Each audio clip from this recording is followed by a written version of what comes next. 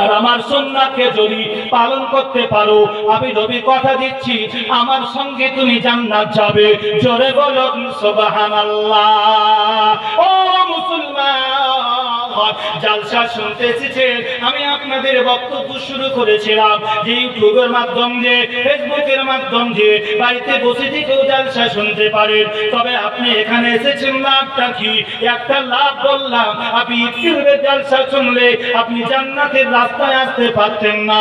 আর একটা লাভ আপনাদের শোনায় দিই, আলেমদের দিকে তাকায় দেখেন, একবার তাকায় দেখেন, নবীজি বলেছেন যে ব্যক্তি আলিমে দ্বীনকে দেখলো, আমার কথা নয়, সহিহ হাদিসের বর্ণনা, আল্লাহ রাসূল বলেছেন যে আলিমে দ্বীনকে দেখলো, মন ভরে দেখলো, প্রাণ ভরে দেখলো, আল্লাহ রাসূল বলেছেন সে যেন আমি নবী আমাকেই স্বয়ং দেখলো। আপনাদের সকলকে বলছি, আপনি ইউটিউবের মাধ্যমে আপনি বাড়িতে বসে বক্তব্য শুনবেন, ফেসবুকে শুনবেন, বা এরকম মাইকের আওয়াজে শুনবেন, আপনি বলেন তো প্রত্যক্ষ কি দর্শন করতে পারলেন? আপনি প্রত্যক্ষ দর্শন করতে পারলেন না। আল্লাহ রাসূল সাল্লাল্লাহু আলাইহি ওয়াসাল্লাম তাসলিমা বলেছেন, মান আযযাবাল উলামা ফাকাদ আযযাবানি, যারা আলিমদের ইজ্জত করলো, আমি নবী আমার ইজ্জত করলো, আমার সম্মান করলো। ও জগতের মানুষ, একটু মেহেরবানি করে শুনবেন, যাদের ইজ্জত আমার আল্লাহ সুবহানাহু ওয়া তাআলা দিয়েছেন, ওই হাদিসটা শোনাচ্ছিলাম, যে হাদিসের কথা আপনাদেরকে বলছিলাম। আল্লাহ রাসূল সাল্লাল্লাহু আলাইহি ওয়াসাল্লাম তাসলিমা বলেছেন যে রাস্তা দিয়ে যাবে, একটা জান্নাতের রাস্তার মধ্যে যাবে, তারপরে আমার আল্লাহ এত বড় রহমানুর রহিম, এত বড় দয়ালু দাতা, যখন ওই ব্যক্তি আলিম হয়ে যাবে, আলিমদের মর্যাদাকে আল্লাহ এই জায়গায় রেখেছে, যখন তিনি জ্ঞানী হয়ে যাবে, আমার আল্লাহ সুবহানাহু ওয়া তাআলা এত বড় রহমানুর রহিম, ওই আলিম যেই রাস্তা দিয়ে হেঁটে যাবে, যে রাস্তা দিয়ে চলবে, সেই রাস্তার যত গাছপালা তরুণত বৃক্ষ রয়েছে, যে সমস্ত নদ নদী বা পুকুর পুষ্করী যদি থাকে, সেই পুকুর পুষ্করীতে যে সমস্ত পোকামাকড় মাছ যেগুলি রয়েছে, আমার রাসূলুল্লাহ সাল্লাল্লাহু আলাইহি ওয়াসাল্লাম তাসলিমা বলেন ওই সৃষ্টি জীবগুলি ওই আলিমদের জন্য তাদের জন্য মাগফিরাতের দোয়া করতে থাকে। জোরে বলুন সুবহানাল্লাহ।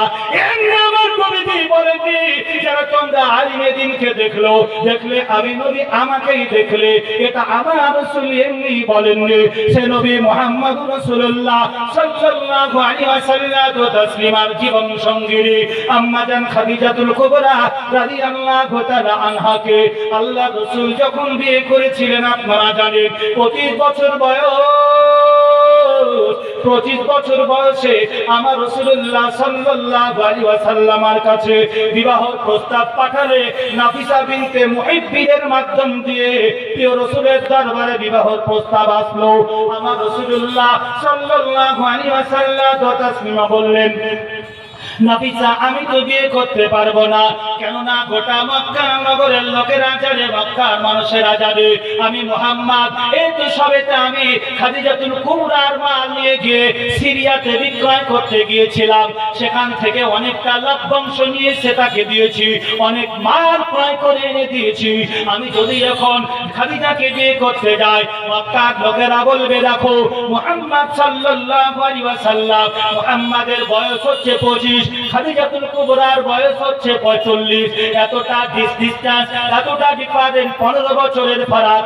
এই ফারাকের মেয়েকে কেমন করে মুহাম্মদ বিয়ে করতে পারে?